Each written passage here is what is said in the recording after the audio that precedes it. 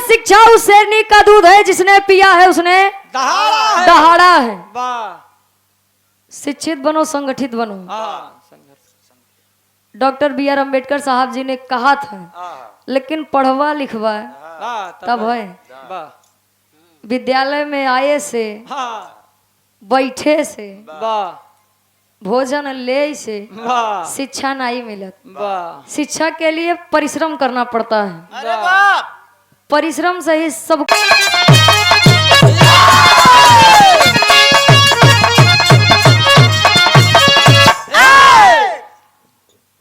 एक छोटी सी लोकगीत हो जाए शिक्षा के ऊपर, उसके बाद गुरुजी का नंबर है। आप सम्मानित पढ़े लिखे लोग बैठे हैं हमारे सामने। शिक्षा से क्या हो सकता है, शिक्षा से क्या नहीं हो सकता है, आप लोग वो जानते हैं। पढ़ा लिखा समाज बैठा है हमारे सामने। डॉक्टर बी आर अम्बेडकर साहब जी ने कहा था कि शिक्षा उस शेरनी का दूध है। अरे शिक्षा उस शेरनी का दूध है जिसने पिया है उसने दहाड़ा है। शिक्षित बनो, संगठित बनो। डॉक्टर बी आर अम्बेडकर साहब जी ने कहा था, लेकिन पढ़वा लिखवा तब है। विद्यालय में आए से, बैठे से, भोजन ले से शिक्षा नहीं मिलत। शिक्षा के लिए परिश्रम करना पड़ता है। परिश्रम से ही सब कुछ संभव है। तो तनी गौर करिए शिक्षा के ऊपर चारों युग से। उसके बाद गुरु जी के नंबर बा।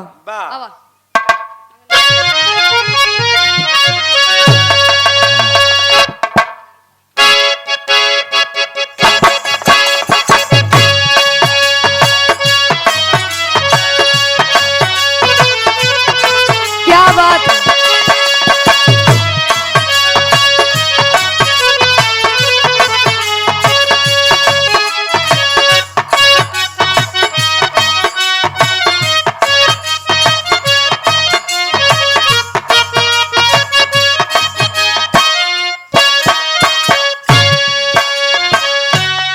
बढ़िया कवि जी फर्ज में लिखा तो है, शिक्षा से संभव है। का संभव बा? शिक्षा से खुले भैया,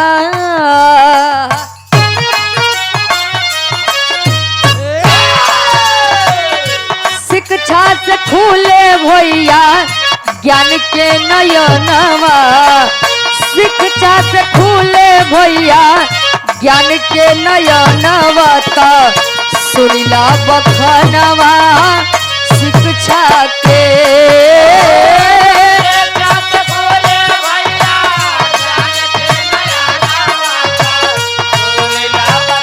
वाह,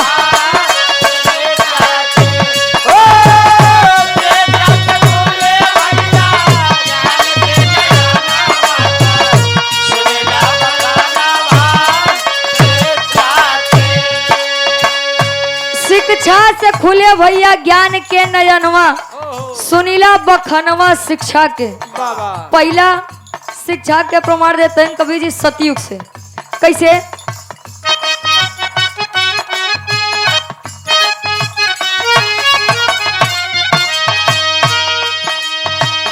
दक्षिण मुख कई के दिहोली आदि शक्ति ज्ञान हो।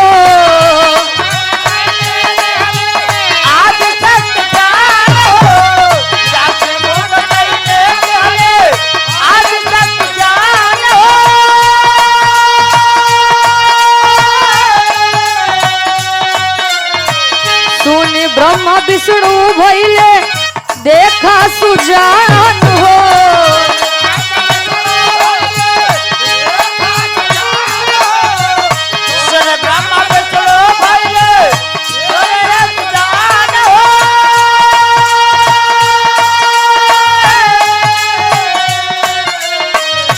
रक्षा विष्णु कैले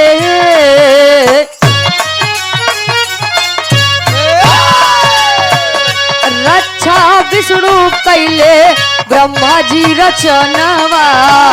रक्षा विष्णु कैले ब्रह्मा जी रचनवा ता सुनिला बखनवा शिक्षा के।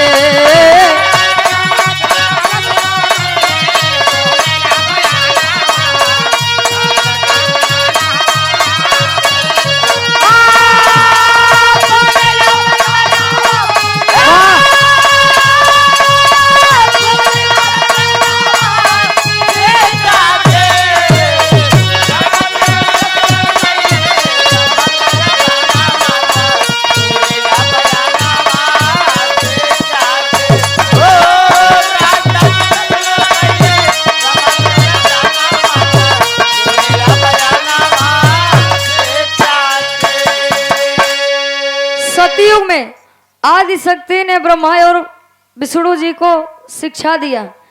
ब्रह्मा जी सृष्टि की रचना की और विष्णु जी उनका पालन करते हैं। संभव किससे हुआ? सिर्फ और सिर्फ शिक्षा से। शिक्षा अगर चाह ले तो क्या नहीं करवा सकती है, लेकिन जे मन चित लगाई के करे तब मार के पीट के वो काम नहीं करवाई जा सकत, जोन काम प्रेम से करवाई सकत है। आगे कवि जी लिखते हैं त्रेता युग से।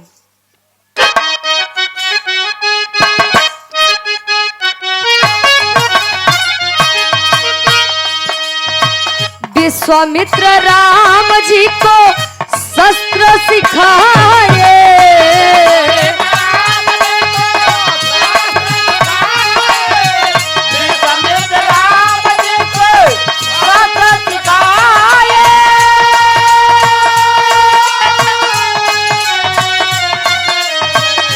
गुरु वशिष्ठ वेद शास्त्र बताए,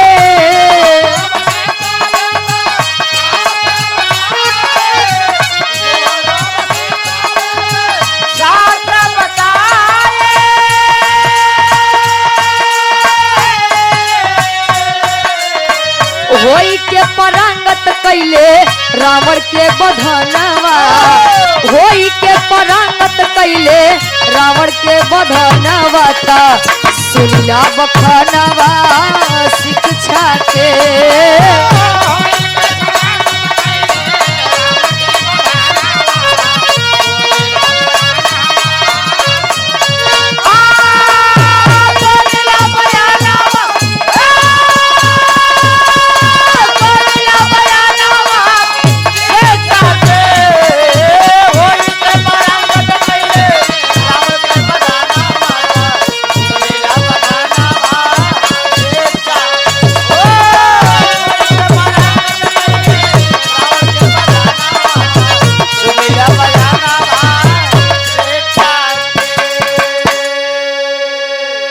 में प्रभु श्री रामचंद्र जी विश्वामित्र जी शस्त्र चलाना सिखाए, गुरु वशिष्ठ जी वेद और शास्त्र का ज्ञान होता है। ज्ञान पाक के प्रभु श्री रामचंद्र जी ने रावण का वध किया था। संभव किससे हुआ? सिर्फ और शिक्षा से।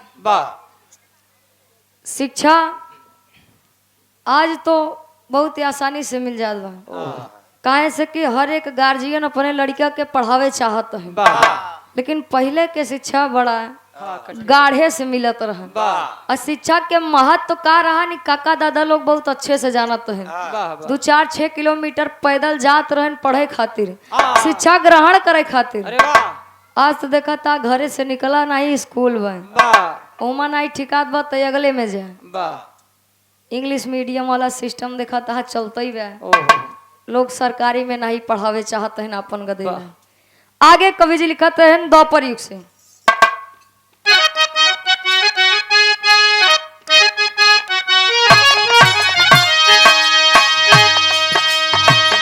गुरु संदीपन कैले कृष्ण जी को शिक्षित,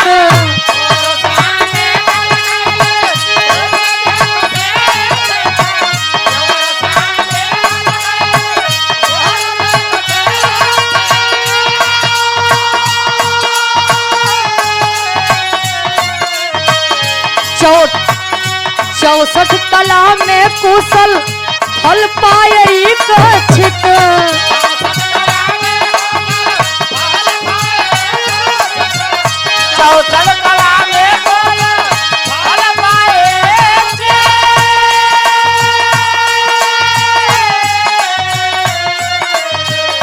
दिहले गीता ज्ञान, दिहले गीता ज्ञान माधो धर्मयनमा, दिहले गीता ज्ञान माधो धर्मयनमा, सुनिला बखानवा शिक्षा के।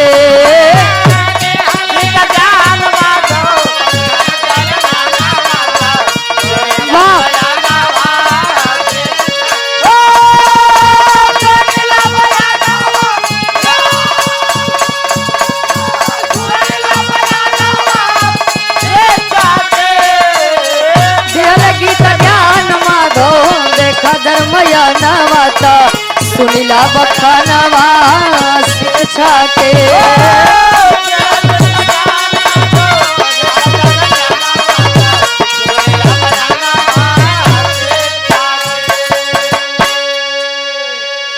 संदीपन गुरु आप भगवान कन्हैया जी को शिक्षा प्रदान किए, 64 कलाओं में निपुण थे भगवान कन्हैया जी। और जब युद्ध छिड़ा था महाभारत का,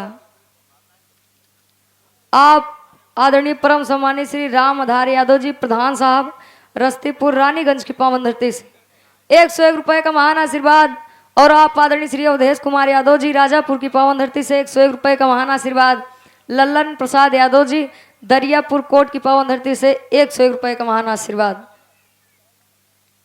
महिला सेवन सदन इंटर कॉलेज प्रयागराज की लेक्चरार हैं आप आदरणीय परम सम्मानित श्रीमती ज्योति यादव जी, आपकी तरफ से इस भाव को समझते हुए 101 रुपए का महान आशीर्वाद गोड़ छू के पहली बार आशीर्वाद के चाह रहे। आप डिप्टी डायरेक्टर जी श्री आवेश सिंह बादशाहपुर की पावन धरती से 101 रुपए का महान आशीर्वाद। एक स्वर में सबके नमस्ते प्रणाम स्वीकार हो आशीर्वाद के चाह रहे। संदीपन गुरु भगवान कन्हैया को शिक्षा देते हैं। आप लोग जानते हैं कि भगवान कन्हैया 64 कलाओं में निपुण थे।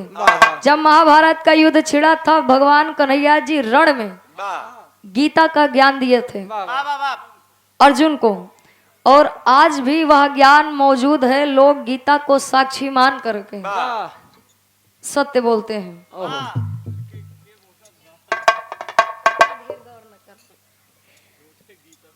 जो भी हुआ शिक्षा से हुआ, अगर शिक्षा है तो सब है, बाकी आप जानते हैं शिक्षा के अभाव में पहले क्या था। अगर आज के बच्चे शिक्षा नहीं ग्रहण करेंगे तो आने वाला समय शायद उससे भी बुरा हो जाए। तो आप लोग गार्जियन लोग बैठा है, लड़कियां का पढ़ावा लिखावा है बढ़िया से शिक्षित करा। आखिरी में कवि जी लिखते हैं, उसके बाद गुरु जी के नंबर पर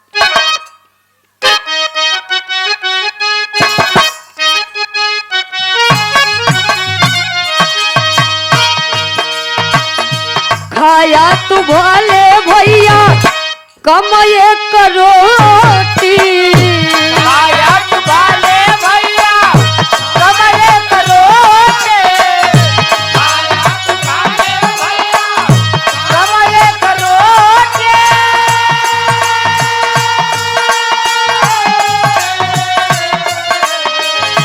लेकिन पढ़ाया भैया, लेकिन पढ़ाया भैया बेटा और बेटी,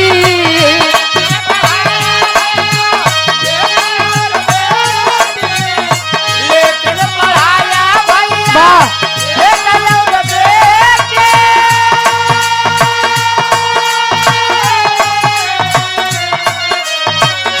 रुचि आकाश के बाद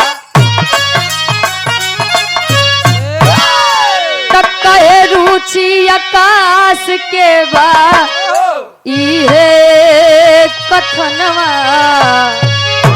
अरे रुचि आकाश के बाद इहे कथनवा ता सुनीला बखानवा शिक्षा के।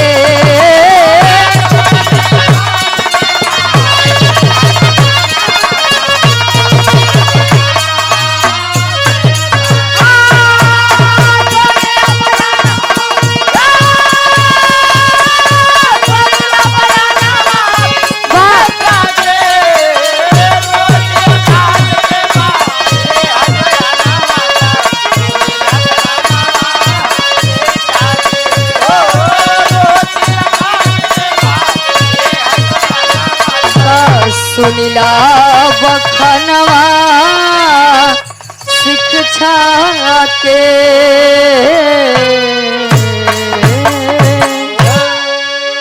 गुरु जी के नंबर पर आप लोग बाहर से आनंद ले जाएं।